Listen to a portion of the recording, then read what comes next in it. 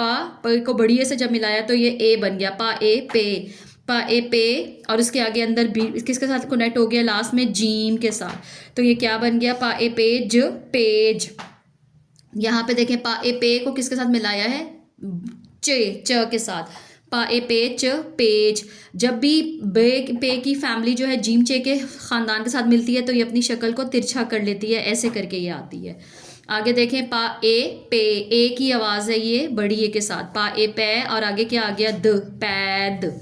यहाँ पे देखें पा ए पै, आगे लास्ट में क्या मिला है, र, 3 हरफी में रे की आवाज़ आई है, पा ए पैर पैर। नेक्स्ट पा ए पे, और फिर आगे रे की आवाज़ है, यहाँ पे रे था, यहाँ पे ड़ आ गया, पा ए पेड़ पेड़। वो हैंगर में हैंग करो उसको और इधर मेरी अलमारी में लगा दो।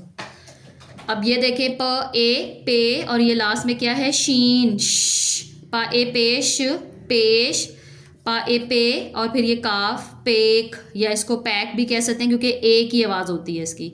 फिर प को ए के साथ मिलाया और लाम आ गया, तो ये क्या बन गया, पा ए पेल पेल। ये थे 3 हरफी अल्फाज।